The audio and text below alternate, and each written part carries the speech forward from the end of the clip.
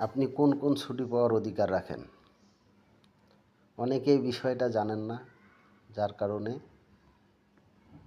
অনেক কিছু থেকে বঞ্চিত হন, অনেক ছুটির থেকে বঞ্চিত হন। তো আজকে ছুটি নিয়ে আলোচনাটা করব। যদি বলি, প্রথম হচ্ছে বলবো 1 নাম্বার নৈমিত্তিক ছুটি।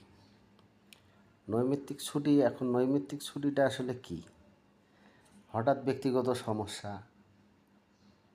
পারিবারিক সমস্যা,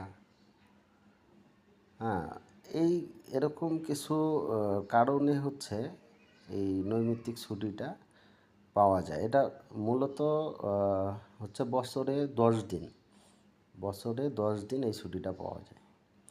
2 নাম্বার ছুটি হচ্ছে অসুস্থজনিত ছুটি। একজন শ্রমিক অসুস্থ হলে সে হচ্ছে ডাক্তারের প্রেসক্রিপশন অনুযায়ী বছরে সর্বনিম্ন 14 দিন পর্যন্ত এই ছুটিটা ভোগ করতে পারবেন। তারপরে আসেন অর্জিত ছুটি। অর্জিত ছুটি বা বাৎসরিক ছুটি, এটা কিভাবে পাওয়া যায়? এটা হচ্ছে টানা কাজ করার পরে নির্দিষ্ট একটা সংখ্যক দিন কাজ করলে এই নৈমিত্তিক ছুটিটা বা বাৎসরিক ছুটিটা ভোগ করা যায়। তারপরে হচ্ছে উৎসব ছুটি। ধর্মীয় উৎসব, ঈদ, পূজা বা বড়দিন সহ বিভিন্ন বড় বড় ধর্মীয় অনুষ্ঠানগুলোতে ছুটি পাওয়া যায়। এই ছুটি বাংলাদেশ শ্রম আইন অনুযায়ী বছরে কমপক্ষে 11 দিন এই ছুটিটা আমরা পাই। মাতৃত্বকালীন ছুটি।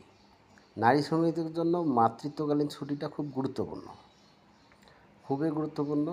সন্তান জন্মের আগে এবং পরে একটা নির্দিষ্ট সময় এই ছুটিটা ভোগ করতে পারে। তারপরে হচ্ছে সাপ্তাহিক ছুটি। সপ্তাহে অন্তত 1 দিন বিভিন্ন জায়গায় শুক্রবার বা অন্য দিন, যে কোনো দিন, সপ্তাহে 1 দিন এই ছুটিটা দেওয়া হয়। এই যে সকল ছুটির আলোচনা করলাম, এই সকল ছুটি হচ্ছে বেতন সহ ছুটি। এখানে বেতন কাটানো যাবে না। মনে রাখবেন, ছুটি কোনো দয়া নয়, এটা শ্রমিকের আইনি অধিকার। আপনি যদি আপনার অধিকার না জানেন তাহলে সহজেই বঞ্চিত হবেন।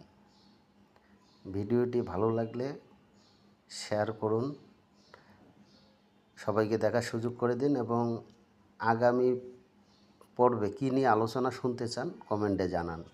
ধন্যবাদ সকলকে।